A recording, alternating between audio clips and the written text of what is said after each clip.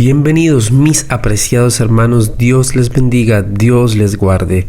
Es un privilegio y es un honor poder estar cada día más cerca de Cristo y compartir el mensaje del Señor en este tiempo en el cual cada día necesitamos de su amor, necesitamos de su sabiduría para poder estar aferrados a Él. Hemos llegado a la lección número 7 y por medio de este video estudiaremos el comentario del libro El deseado de todas las gentes, capítulo 81, titulado El Señor ha resucitado. Vamos a orar para que sea Dios quien nos dé su dirección y bendición.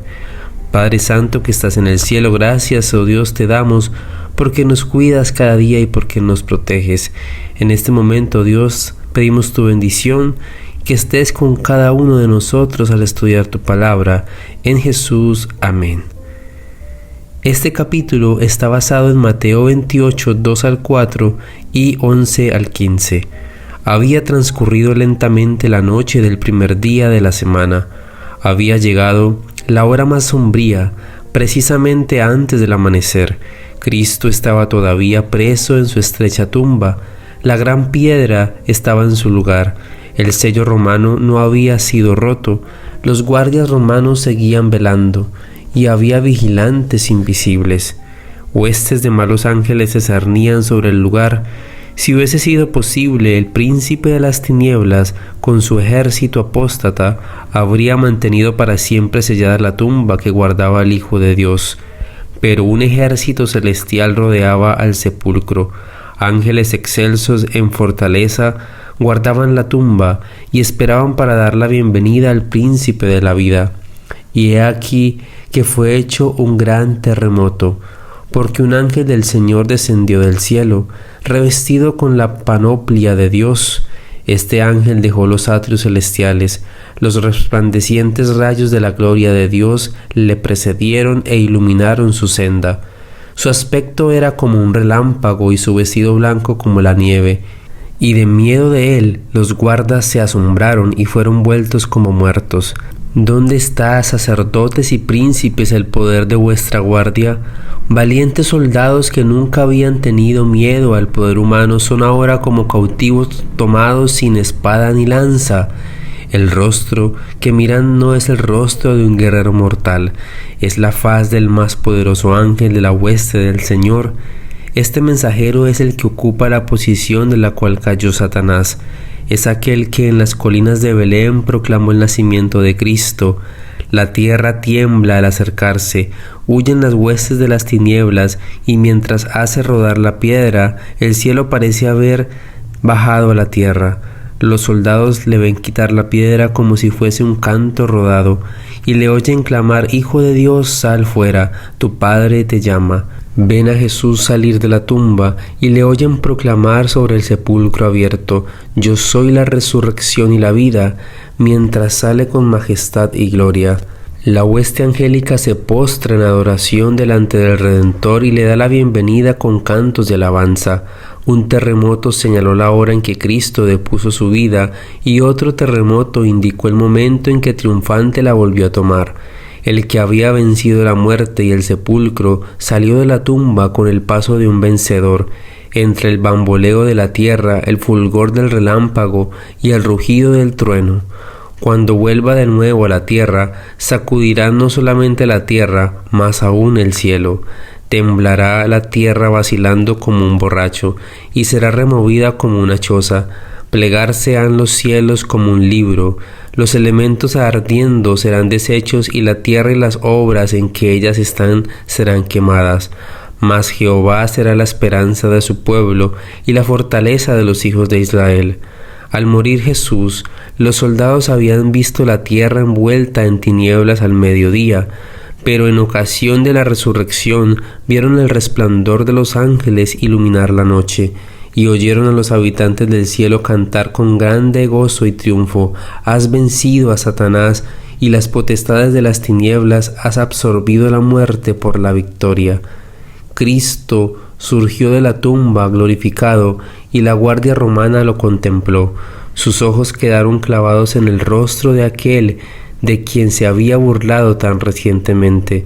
En este ser glorificado contemplaron al prisionero a quien había visto en el tribunal, a aquel para quien habían trenzado una corona de espinas. Era el que había estado sin ofrecer resistencia delante de Pilato y de Herodes, aquel cuyo cuerpo había sido lacerado por el cruel látigo, aquel a quien habían clavado en la cruz, así a quien los sacerdotes y príncipes, llenos de satisfacción propia, habían sacudido la cabeza diciendo: a otro salvó, a sí mismo no puede salvarse. Era aquel que había sido puesto en la tumba nueva de José. El decreto del cielo había librado al cautivo. Montañas acumuladas sobre montañas, y encima de su sepulcro no podrían haberle impedido salir. Al ver a los ángeles y al glorificado Salvador, los guardias romanos se habían desmayado y caído como muertos.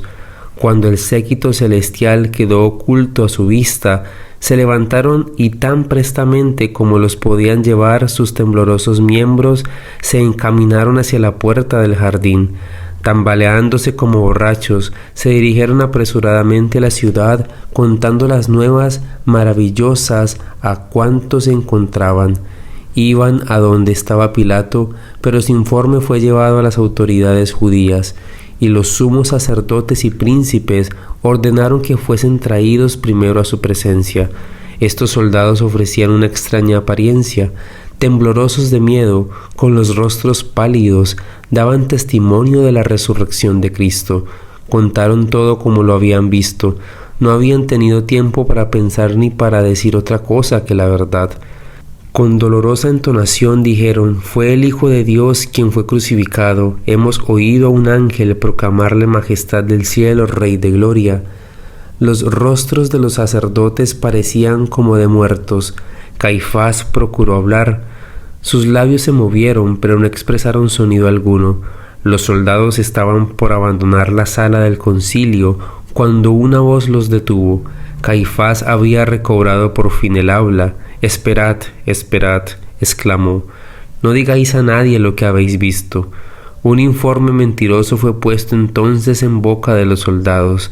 «Decid», ordenaron los sacerdotes, «sus discípulos vinieron de noche y le hurtaron durmiendo nosotros».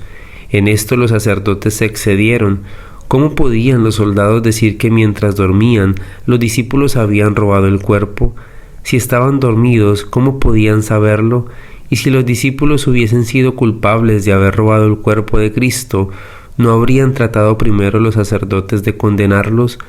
O si los centinelas se hubiesen dormido al lado de la tumba, ¿no habrían sido los sacerdotes los primeros en acusarles ante Pilato? Los soldados se quedaron horrorizados al pensar en atraer sobre sí mismos la acusación de dormir en su puesto. Era un delito punible de muerte.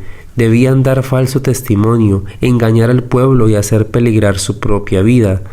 ¿Acaso no habían cumplido su penosa vela con alerta vigilancia? ¿Cómo podrían soportar el juicio, aún por el dinero, si se perjuraban?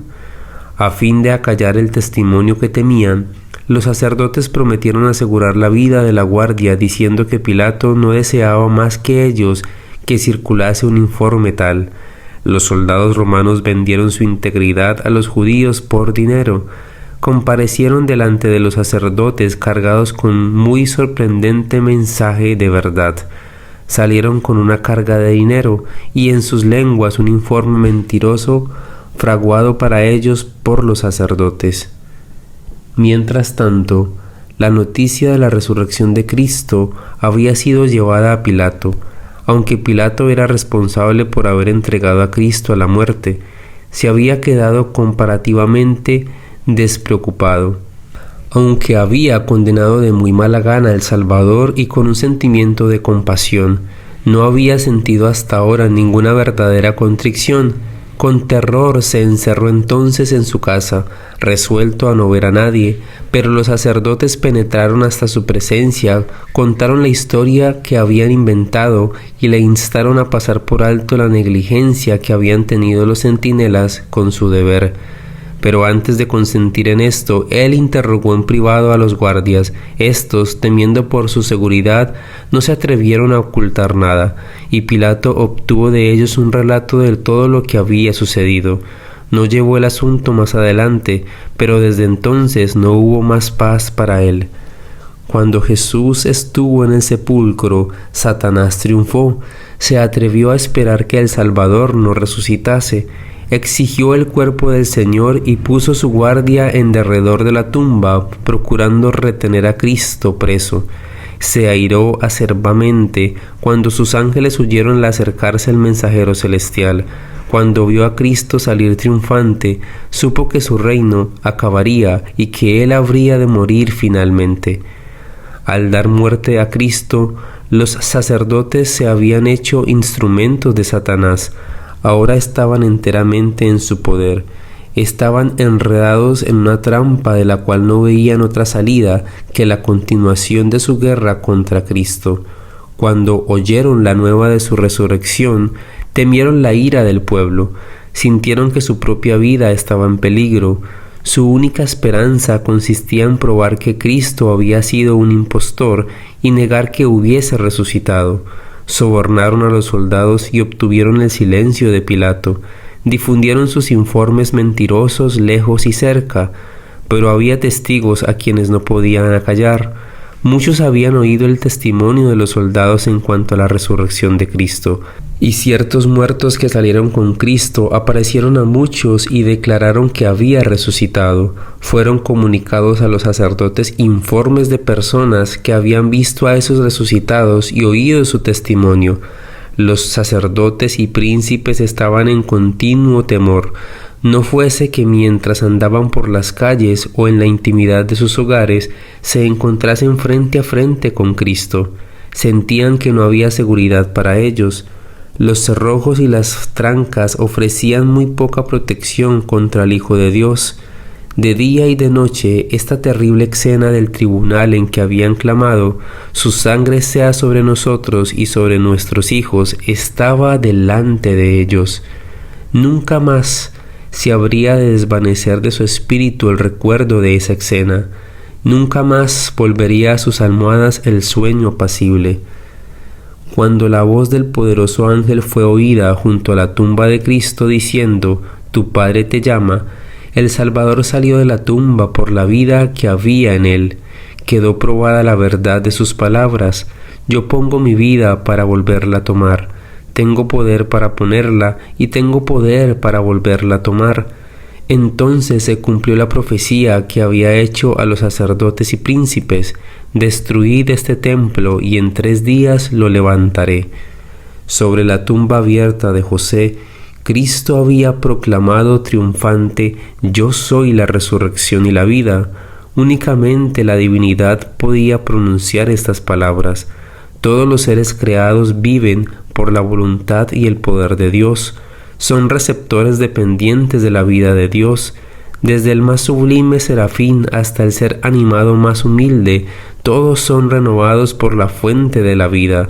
Únicamente el que es uno con Dios podía decir: «Tengo poder para poner mi vida y tengo poder para tomarla de nuevo». En su divinidad, Cristo poseía el poder de quebrar las ligaduras de la muerte.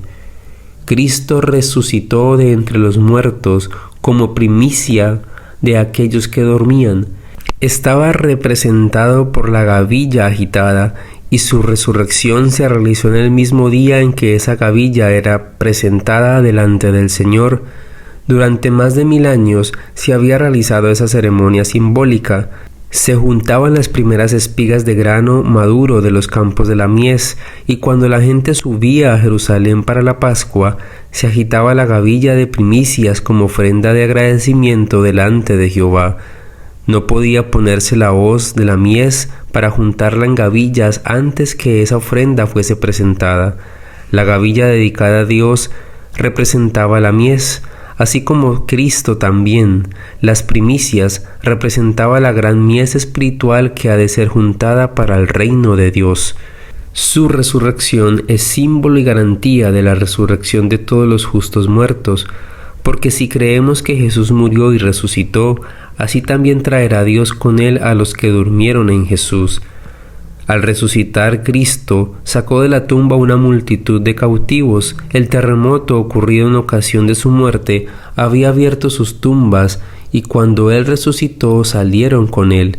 Eran aquellos que habían sido colaboradores con Dios y que a costa de su vida habían dado testimonio de la verdad. Ahora iban a ser testigos de aquel que los había resucitado.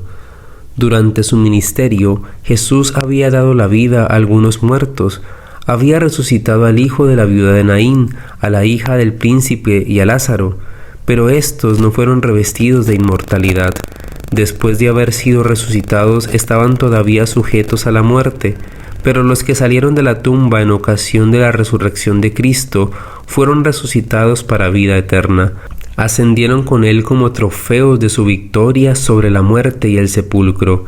Estos, dijo Cristo, no son ya cautivos de Satanás, los he redimido, los he traído de la tumba como primicias de mi poder, para que estén conmigo donde yo esté y no vean nunca más la muerte ni experimenten dolor. Estos entraron en la ciudad y aparecieron a muchos declarando: Cristo ha resucitado de los muertos, y nosotros hemos resucitado con Él. Así fue inmortalizada la sagrada verdad de la resurrección. Los santos resucitados atestiguaron la verdad de las palabras: tus muertos vivirán, junto con mi cuerpo muerto resucitarán.